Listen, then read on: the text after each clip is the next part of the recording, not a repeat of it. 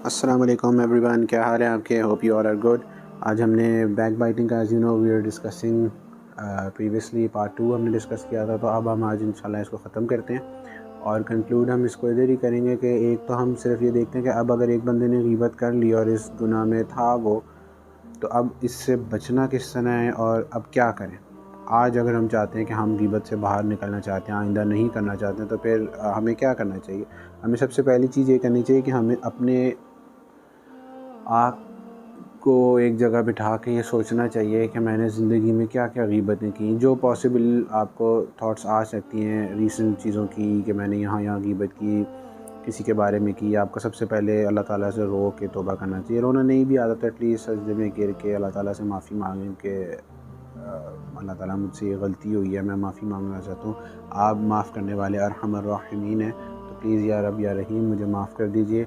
मैं इंशाल्लाह आइंदा ये गुनाह नहीं करूँगा और मैं आपसे इस चीज़ के लिए ताकत भी मांगता हूँ, आपसे इस चीज़ की तौफ़ीक भी मांगता हूँ कि enable me with that power कि मैं आइंदा इस गुनाह में इंडल्ज ना हूँ, बल्कि मेक मी अमंग्स्ट दोज़ कि या रब मैं उन लोगों में बनूँ कि जो इस चीज़ को रोकने वालों में से बने। मैं आग लगाने वालों में से ना बनूँ, मैं आग बुझाने वालों में से बनूँ। तो अल्लाह ताला से मांगेंगे तो अल्लाह ताला देंगे।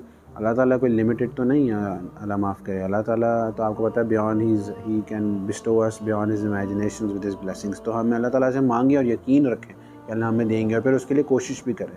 तो पहली चीज़ तो ये है कि हम सबसे पहले जो है अल्लाह ताला से तौबा करें, अल्लाह ताला से माफ़ी मांगें और फिर उसके ऊपर कायम रहें, कॉन्शियस रहें, ज़िक्र अज़कार शुरू करें ताकि हम अपने आप को रिमाइंड करें अल्लाह ताला से। और हम जो हैं ऐसी गैदरिंग्स को अवॉइड करें जिधर हमें पता है कि बहुत ज़्यादा शुरू में अवॉइड करें कि हम जहाँ जाके ग़ीबत का हिस्सा बन सकते हैं।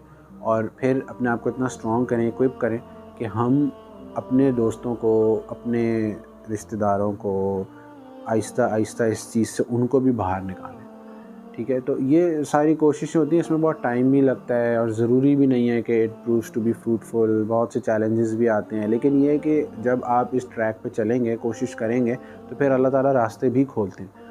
तो एक चीज़ तो ये है। दूसरी चीज़ ये है कि अब ये तो होगी फॉरगिवनेस से रिलेटेड। दूसरा ये है कि अब होता क्या है, एक जनरली अगर हम बात करें कि हम देखते हैं कि कभी-कभी बड़ा ग़ीबत कर रहा होता है, उसका इम्पैक्ट छोटे पे पड़ता है। बड़ा ये रियलाइज़ नहीं कर रहा होता उस टाइम कि यार बचपन से अगर मैं एक चीज़ बात कर रहा हूँ अपने भाई के बारे में या अपनी बहन के बारे में या किसी भी नेबर के बारे में, कि उसके बारे में बता रहा हूँ कि वो तो ऐसा है, वो तो ऐसा है, उसकी कमाई जायज़ नहीं है या उसका फ़लाँ अमल जो है वो ठीक नहीं है।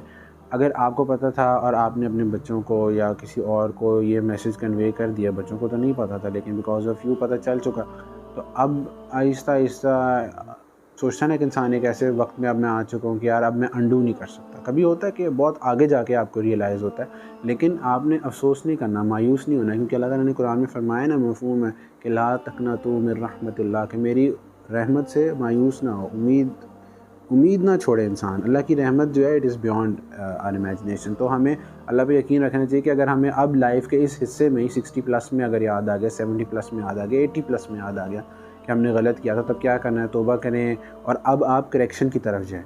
ये ना देखें कि यार 60, 70, 80 साल से तो मैंने एक चीज़ कर ली, अब क्या फ़ायदा? अब मैं आके क्या करूँ? अब मैं क्या यू टर्न लूँ? अल्लाह ने यही तो कहा है, ला तक़नतू मिन रहमतिल्लाह। तो आखिरी उम्र में भी इतने ऐसे सिचुएशंस और हमें इंसिडेंट्स पता है कि जहाँ गरीबों ने बिल्कुल मरते वक्त के ऊपर भी तौबा ताइब की थी, अल्लाह ने कबूल कर लिया था। बहुत से इंसिडेंट्स ऐसे हैं। तो आप ये करें कि अगर आपने किसी को ये चीज़ें बताई थी, तो आप अब जाते-जाते ज़िंदगी में लास्ट मोमेंट्स में अपने उस चीज़ को करेक्ट करने की इस तरह कोशिश करें कि जहाँ आपने अगर कोई नेगेटिव थॉट्स दी या बताई, तो आप पॉजिटिव थॉट्स डालना शुरू कर दें। आप कहना शुरू कर दें, यार हाँ, अब तुम इस तरह ना करो, अब तुम अपने बड़ों की इज़्ज़त करो। इट डज़ नॉट मैटर कि वो सुनता है नहीं सुनता, आपने अपने अगेन 2 कतरे सिर्फ डालने। आगे अल्लाह ताला ने यही देखना है कि इसने जाते-जाते इसको रियलाइज़ हुआ, इसने तौबा की, इसने कोशिश की कि नहीं की, इसने क्या किया, जो इसी ने आग लगाई थी, इसने उसको बुझाने की कोशिश की कि नहीं की। अल्लाह ताला ने ये देखना है। या आप आग जली छोड़ के चले गए, ये भी तो एक कंडीशन है ना कि बंदा छोड़ दे। वो तब है कि जब आप कहें कि यार बस अब फ़ायदा नहीं है, तो ये मायूसी है। ठीक है, तो आप उस चीज़ को कोशिश करें, आप बताएं, क्योंकि होता क्या है कि हम कभी-कभी ये होता है कि हमारे बच्चे भी कोई चीज़ कर रहे हो, बड़े भी कर रहे हो, हम लोग कोई रोकने वाला नहीं होता और बहुत सी ऐसी चीज़ें होती हैं कि हम इतना मजाक उड़ाते हैं, इतना मजाक उड़ाते हैं, और ऐसा लगता है जैसे हमारे पास कोई बात ही नहीं करने को। कहते हैं ना कि चाय की जब पार्टी होती है ना, किटी पार्टी, जब उस पे जो लोग जा रहे होते हैं ना, आदमी औरतें वगैरह जो भी गैदरिंग में जाते हैं, वो वहाँ जाके करते क्या है शुरू में तो कहते हैं कि अच्छा भाई चाय कैसी है, बड़ा मज़ा आया, खाना में क्या है, मेन्यू डिस्कस होता है। 10-15 मिनट बाद क्या होता है, उसके बाद ये चाय की पार्टी पे जो मौजूद होते हैं वो उनको डिस्कस करना शुरू कर देते हैं जो मौजूद नहीं होते। ठीक है, एक अजीब सी बात है ना। आप वहाँ बैठ के उनको डिस्कस करें जो नहीं है, वो क्यों नहीं है, वो ज़रूर इस वजह से नहीं आया होगा, क्योंकि ये वजह। और फिर या फिर इधर उधर के 1-2 टॉपिक्स बन जाते हैं, हॉट टॉपिक्स, जिनको हम कहते हैं कि कुछ बस सिलेक्टेड लोग होते हैं, उनके ऊपर ही बात करे जाएंगे। तो इससे कोई फ़ायदा नहीं है। कुरान में एक आयत थी ना, मफहूम था जिसका, कि जब हमने पहले भी आपसे शेयर की थी, कि आप कोई वर्ड अटर नहीं करते अपनी टंग से। गार्डिंग आर टंग में हमने किया था कि जो फ़रिश्ता लिख ना रहा हो, तो जब आप ग़ीबत करें तो सारा वक्त आपका लेफ्ट वाला फ़रिश्ता लिखे जा रहा है, सुनने वालों का भी फ़रिश्ता लिख रहा है, क्योंकि वो उस जगह पे मौजूद हैं। और आप करके ना, आप अपने दिल के ऊपर एक स्टेन सिर्फ लगाते जा रहे हैं, जिसको बाद में इरेज करना बहुत मुश्किल हो जाएगा। और टाइप्स, अब देखें, कुछ होती हैं टाइप्स होती हैं लोगों की। जब आपके पास न्यूज़ आती है तो आपने रिएक्शन क्या करना है। ये कुछ लोग तो ऐसे होते हैं जो जिनके पास आई वो कहते हैं हम सुनना भी नहीं चाहते, we not interested, we least bothered. ये बेस्ट लोग होते हैं क्योंकि ये ना फिर ग्रे एरिया के करीब भी नहीं आते।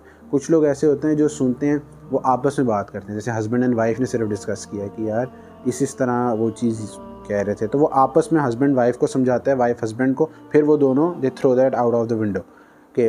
और ये हुआ था एक दफ़ा जब हज़रत आयशा रज़ी अल्लाह अन्हा वाला केस हुआ था, जिसमें उनके ऊपर एक तोहमत लगी थी कि वो, आपको पता होगा, हज़रत आयशा के ऊपर एक केस इस तरह बना था रज़ी अल्लाह अन्हा के बारे में, जो गलत केस था।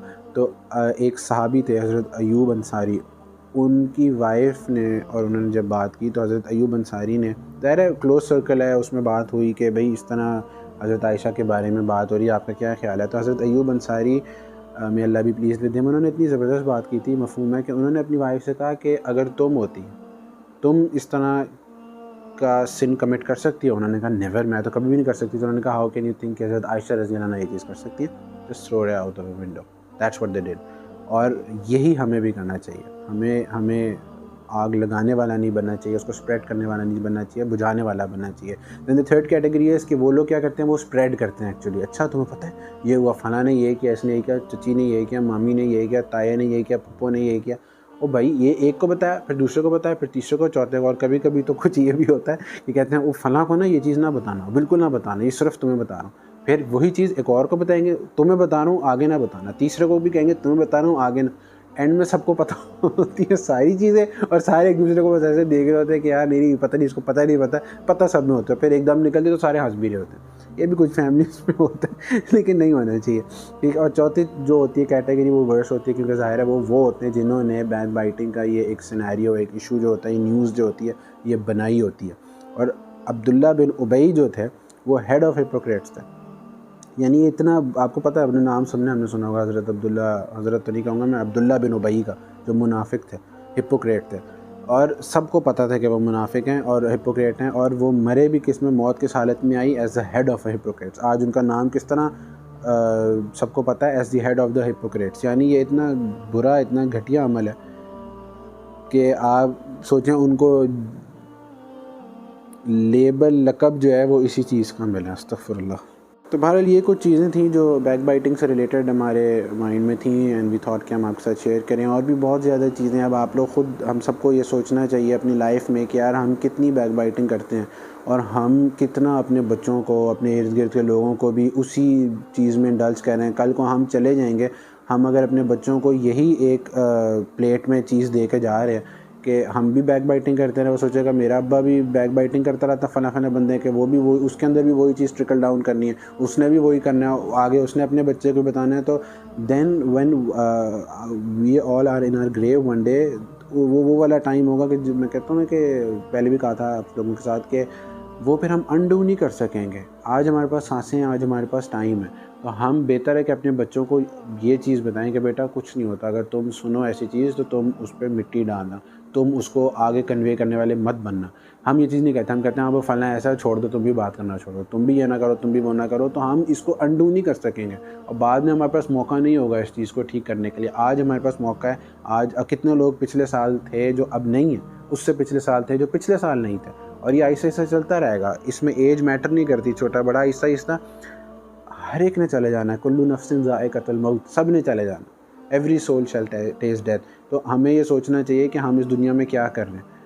हम पॉजिटिविटी की तरफ जा रहे हैं, हम नेगेटिविटी की तरफ जा रहे हैं। तो अल्लाह ताला हमें पॉजिटिविटी की तरफ जाने की तौफीक दें। अल्लाह ताला हमें इस आग को बुझाने के लिए चुने। हमें अल्लाह से मांगना भी पड़ेगा और हमें इसके लिए मुजाहिदा और कोशिश भी करनी पड़ेगी। तो हम सारे अल्लाह से तौबा भी करते हैं, एक दफ़ा कह देते हैं कि या अल्लाह हम माफ़ी मांगते हैं, हम तौबा करते हैं, हमारी तौबा कबूल फरमाए। अल्लाह ताला मेरी आपकी सबकी तौबा कबूल फरमाए और अल्लाह ताला हम सबको तौफ़ीक दें कि हम इसके ऊपर अमल कर सकें और परसिस्टेंट रह सकें और हम औरों को भी आग बुझाने वाला बनाएं। बैक बाइटिंग, गॉसिप, स्लैंडर से बचें खुद भी और औरों को भी बचाएं इंशाल्लाह। तो हम इस सेशन को एंड करते हैं और अल्लाह ताला इसको कबूल फरमाए। और आप लोगों का भी बहुत जज़ाकल्लाह सुनने के लिए, मेरे लिए भी बहुत दुआ करिएगा और मैं आप लोगों के लिए दुआ करूँगा इंशाल्लाह। जज़ाकल्लाह। अस्सलामु अलैकुम।